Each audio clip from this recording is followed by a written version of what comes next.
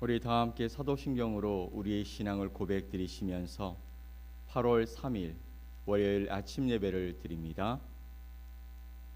나는 전능하신 아버지 하나님 천지의 창조주를 믿습니다. 나는 그의 유일하신 아들 우리 주 예수 그리스도를 믿습니다. 그는 성령으로 잉태되어 동정녀 마리아에게서 나시고 본디오 빌라도에게 고난을 받아 십자가에 못 박혀 죽으시고 장사된 지 사흘 만에 죽은 자 가운데서 다시 살아나셨으며 하늘에 오르시어 전능하신 아버지 하나님 우편에 앉아 계시다가 거기로부터 살아있는 자와 죽은 자를 심판하러 오십니다. 나는 성령을 믿으며 거룩한 공교회와 성도의 교제와 죄를 용서받는 것과 몸의 부활과 영생을 믿습니다. 아멘. 우리 찬송 218장 함께 찬양드립니다.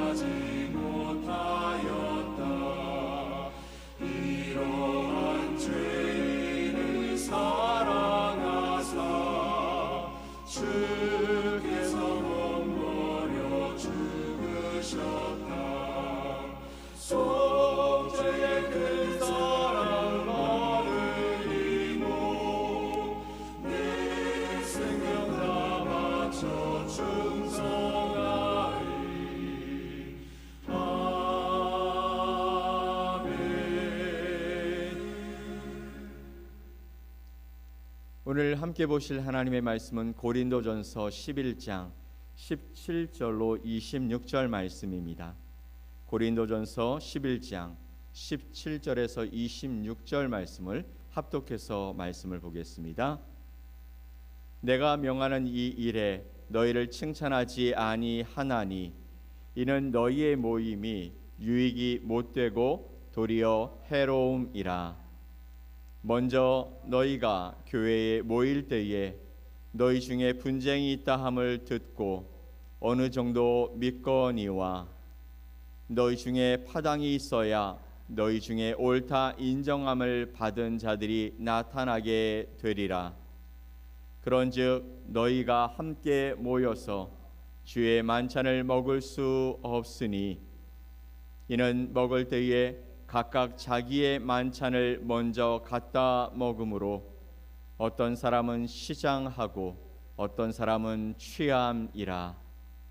너희가 먹고 마실 집이 없느냐? 너희가 하나님의 교회를 업신여기고 빈궁한 자들을 부끄럽게 하느냐? 내가 너희에게 무슨 말을 하랴? 너희를 칭찬하랴? 이것으로 칭찬하지 않노라.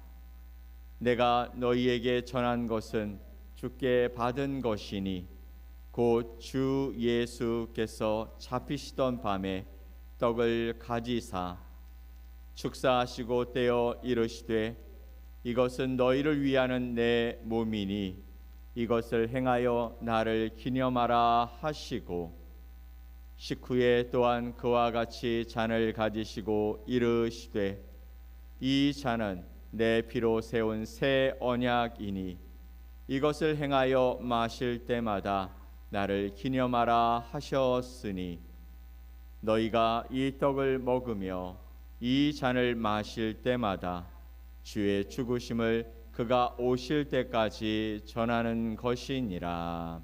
아멘. 오늘 우리가 읽은 이 말씀을 통해 함께 모일 때 드러나는 복음이란 제목으로 여러분과 하나님의 말씀을 함께 나누겠습니다. 오늘 본문의 말씀은 성찬에 관한 말씀으로 잘 알려져 있습니다. 그래서 우리는 자연스럽게 떡과 잔을 먼저 떠올리게 되죠. 그런데 바울은 성찬부터 이야기하고 있지 않습니다. 먼저 교회의 모임을 이야기하고 있죠. 17절 말씀을 다시 보면 내가 명하는 이 일에 너희가 너희를 칭찬하지 아니하나니 이는 너희의 모임이 유익이 못되고 도리어 해로움이라 라고 말씀하고 있습니다. 너희의 모임이 유익이 못되고 도리어 해롭다라는 말을 쓰고 있어요. 얼마나 충격적인 말일까요? 예배를 드리기 위해 모였는데 하나님께서는 그 모임이 유익이 아니라 해로움이라 라고 말씀하시고 있다라는 것입니다. 여기서 먼저 우리가 한 가지를 이해해야 할 것 같습니다. 고린도전서 11장은 모두 공예배에 관한 말씀을 나누고 있어요. 앞에 2절로부터 16절까지의 말씀은 예배 가운데 남자와 여자의 질서에 관한 이야기를 나눕니다. 바울은 그 부분에 대해서는 너희를 칭찬한다라고 말했습니다. 부족한 점은 있겠지만 적어도 그들은 바울이 가르쳤던 예배의 질서를 존중하고 있었다라는 것입니다. 그런데 17절부터는 분위기가 완전히 바뀌었어요. 너희를 칭찬하지 아니하노니라고 말하고 있습니다. 왜 그랬을까요? 이번에는 예배의 질서가 아니라 예배의 본질이 무너졌기 때문입니다. 그러므로 너희의 모임이 해롭다라는 말씀은 성찬만을 이야기하고 있는 것은 아니다라는 것입니다. 교회가 함께 모이는 예배 전체를 향한 하나님의 평가였다라는 것이죠. 그리고 그 문제가 가장 분명하게 드러난 자리가 바로 성만찬의 자리였습니다. 오늘 하나님께서는 이 말씀을 통해 저와 여러분에게 묻고 계십니다. 너희는 함께 모일 때 정말 복음이 그 안에서 드러나고 있느냐라는 것이죠. 너희의 모임 자체가 복음을 드러내고 있느냐? 다른 사람들이 너희 모임에 들어왔을 때 이 모임을 보면서 참 하나님이 함께 하시는구나 라는 것을 생각할 수 있는 모임이냐라고 묻고 있는 것입니다. 그래서 첫 번째, 하나님은 복음을 잃어버린 모임을 기뻐하지 아니하신다라고 말씀하고 있습니다. 17절부터 22절 말씀을 보면 고린도 교회의 문제가 나옵니다. 그들은 함께 모였습니다. 그 모임은 예배를 드리기 위한 모임이죠. 그래서 예배를 드렸습니다. 그리고 성찬도 함께 나누었습니다. 그러나 하나님께서는 그 모임을 기뻐하지 않으셨다라는 것이죠. 왜 그러셨을까요? 18절 말씀에 이렇게 말씀하고 있습니다. 먼저 너희가 교회에 모일 때에 너희 중에 분쟁이 있다함을 듣고 어느 정도 믿거니와. 이 교회 안에 어떤 일이 있었냐면 분쟁이 있었다라는 것이죠. 분쟁이 있었다. 서로 다툼이 있었다. 서로 마음이 맞지 않고 서로를 향한 불신과 그리고 미움이 생겼다라는 이야기겠죠. 21절 말씀에서는 어떤 사람은 먼저 와서 배불리 먹고 어떤 사람은 먹지 못한 채 남겨졌다라고 말합니다. 한번 볼까요? 이는 먹을 때에 각각 자기의 만찬을 먼저 갖다 먹으므로 어떤 사람은 시장하고 어떤 사람은 취함이라. 그러니까 성만찬에 관한 이야기죠. 당시 성찬은요 함께 식사를 나누는 애찬의 가까웠습니다. 이 애찬과 연결되어 있었어요. 그래서 사람들이 앞에 나가서 지금처럼 목회자가 하나씩 나눠주거나 그리고 떡을 나눠주고 그리고 잔을 나눠주는 그런 모습이 아니라 앞에 나가서 그것을 자기가 떼어 먹고 마셨다라는 것입니다. 그래서 먼저 온 사람은 배불렀고 또 어떤 사람은 그것을 먹지 못했고 어떤 사람은 취했다라고 말하고 있습니다. 부유한 사람들은요 먼저 와서 자기 음식을 먹었고 늦게 올 수밖에 없었던 가난한 성도들은 남은 것이 거의 없었다라는 것입니다. 세상의 신분과 형편이 교회 안까지 그대로 들어왔다라는 것이죠. 부자들 그리고 일찍 올 수 있었던 자신의 어떤 그 위치 때문에 교회에 일찍 올 수 있었던 사람들은 먼저 차려진 그 애찬상 성찬을 바라보면서 먼저 와서 먹을 수 있었다. 그런데 종들 그리고 밖에서 일하다 오는 사람들은 늦게 와서 예배 전에 왔을 수도 있습니다. 그런데 그렇게 왔을 때 남은 것이 거의 없었다라는 것이죠. 그들은 함께 모여 있었지만 함께하지 않은 것입니다. 그래서 바울은 묻습니다. 이것이 주의 만찬을 먹는 것이냐? 형식은 성찬이었지만 실제로는 그리스도의 몸을 무너뜨리는 식사가 되어 버렸다라는 것이죠. 어떤 사람은 미리 와서 배불리 먹고 또 포도주를 마시면서 술에 취해버리는 일도 생겼다라는 것입니다. 사랑하는 성도 여러분, 이 말씀은 오늘 우리에게 깊은 질문을 던집니다. 같은 예배당에 앉아 있다고 해서 반드시 같은 마음으로 예배를 드리는 것은 아니다라는 것이죠. 우리는 마음으로 사람을 구별할 수 있습니다. 나와 가까운 사람만 찾고 또 불편한 사람은 피할 수 있습니다. 교회 안에서도 세상의 기준으로 사람을 평가하고 나눌 수 있습니다. 그러나 복음은 우리에게 묻고 있는 것이죠. 너와 함께 예배드리는 성도를 그리스도께서 피로 사신 형제와 자매로 너는 바라보고 있냐? 그가 나와 좀 다르다고, 다른 생각을 한다고, 다른 환경에 산다고 그가 예수 그리스도께서 피로 사신 형제와 자매가 아니냐? 너의 마음이 그에게로 향하여 있지 않다면 너는 지금 이곳에서 그리스도께서 피로 사신 한 형제와 자매를 나와 다르다고 구분하고 있는 것이다. 교회는 비슷한 사람들이 모인 공동체가 아닙니다. 그리스도께서 피로 하나 되게 하신 공동체인 것이죠. 그래서 교회를 무너뜨리는 가장 큰 적은 예배의 형식의 부족이 아니라 복음을 잃어버린 관계인 것입니다. 복음 안에서 내가 저 사람과 저 사람을 나와 함께 할 수 없는 사람으로 구분하고 있다면 이것은 그 교회가 교회의 역할을 감당할 수 없게 된다라는 것이죠. 두 번째, 하나님은 성찬을 통해 교회를 다시 복음으로 돌아오게 하십니다. 고린도 교회의 문제를 말한 바울은 곧바로 성찬을 제정하신 예수님의 이야기를 하고 있습니다. 23절 말씀을 볼까요? 내가 너희에게 전한 것은 주께 받은 것이니 곧 주 예수께서 잡히시던 밤에 떡을 가지사. 아멘. 내가 너희에게 전한 것은 누구에게 받은 것이라고요? 주님께, 예수님께 받은 것이니. 바울은 새로운 해결책을 제시하지 않았습니다. 오히려 다시 예수님에게로 돌아가고 있죠. 예수님은 떡을 떼시며 말씀하십니다. 24절에 축사하시고 떼어 이르시되 이것은 너희를 위하는 내 몸이니 이것을 행하여 나를 기념하라 하시고, 이것은 너희를 위하는 내 몸이다 라고 말씀하셨습니다. 떡을 떼시며 너희를 위한 내 몸이다, 이것을 행하여 나를 기념하라. 또한 잔을 주시며 말씀하십니다. 25절 말씀에 식후에 또한 그와 같이 잔을 가지시고 이르시되 이 잔은 내 피로 세운 새 언약이니 이것을 행하여 마실 때마다 나를 기념하라 하셨으니, 이 잔은 내 피로 세운 새 언약이다. 여러분, 성찬의 중심은 우리의 감정, 우리의 결심도 아닙니다. 우리를 위해 몸을 내어주시고 피 흘려 죽으신 예수 그리스도이신 것이죠.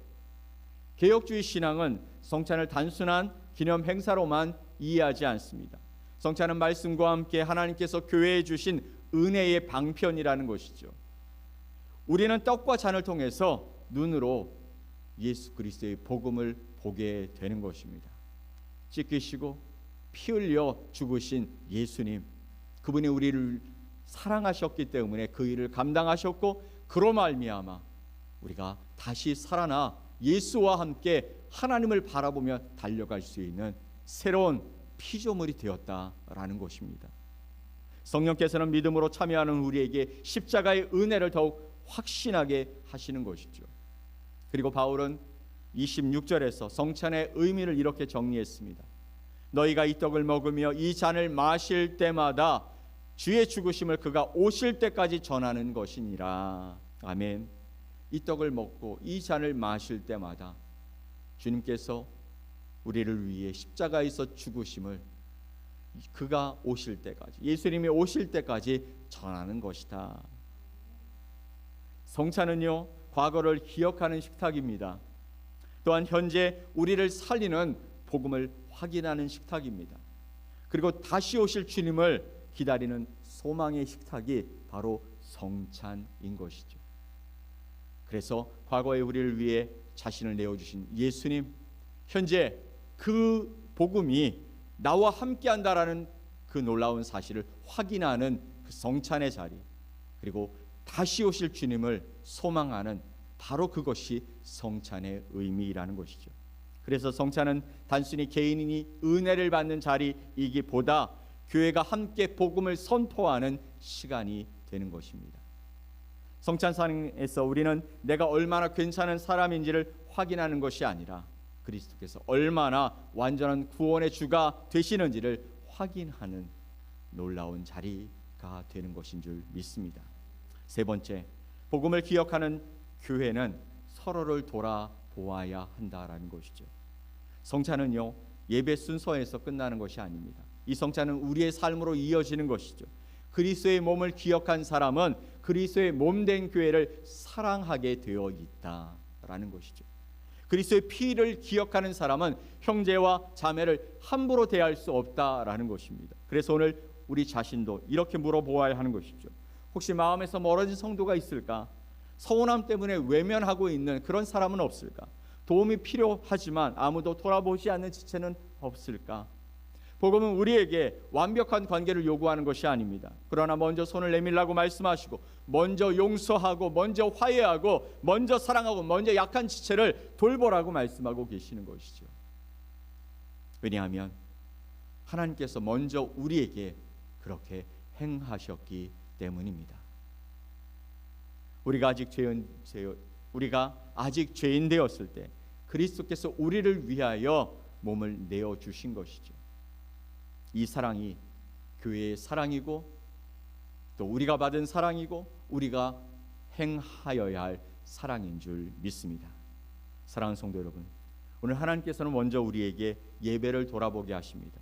우리는 함께 모이고 있습니다. 그러나 하나님께서 기뻐하시는 모임은 무엇일까요? 복음이 드러나는 모임입니다. 그래서 우리는 사랑을 잃은 공동체가 아니라 사랑을 갖고 하나님 앞에서 함께하는 공동체가 되어야 한다라는 것이죠. 바울은 그 무너진 공동체를 다시 성찬으로 데려갔습니다. 왜냐하면 성찬은 우리를 다시 십자가 앞으로 이끌어가기 때문이죠.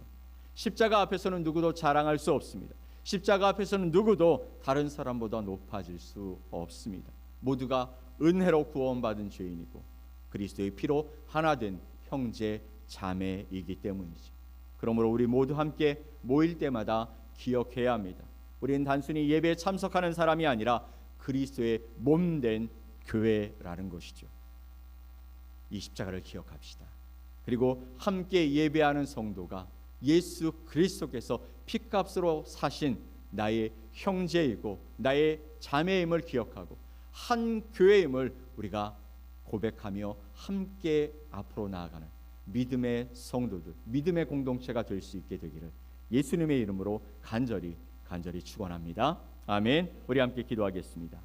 하나님 아버지 감사합니다. 오늘 우리에게 한 교회 공동체가 어떤 의미를 가지고 있는지, 그리고 예수께서 제자들과 함께 성만찬을 나누시고 십자가에서 자신의 몸을 드려 우리에게 보여지는 복음을 어떻게 보여주셨는지 우리가 그것을 바라보며 우리의 생각과 우리의 아집과 고집을 내려놓고 주님이 주신 그 사랑으로 다시 한번 회복되기를 원하시는 하나님의 그 말씀이 우리 가운데 들려져서 우리를 향한 주님의 사랑 때문에 한 교회를 이루고 한 공동체를 이루고 한 사랑을 이루어 하나님의 역사를 이루어가는 아름다운 믿음의 공동체가 될 수 있게 하여 주시옵소서. 우리가 사랑하는 이 교회가 하나님이 기뻐하시는 교회가 되게 하시고 우리가 드리는 예배가 하나님이 기뻐하시는 예배가 되어져서 함께 교제하고 하나님이 주시는 복과 은혜가 또한 하나님의 우리에게 주시는 그 사명의 자리가 우리 앞에 보여 그것을 행하며 살아가는 거룩한 삶이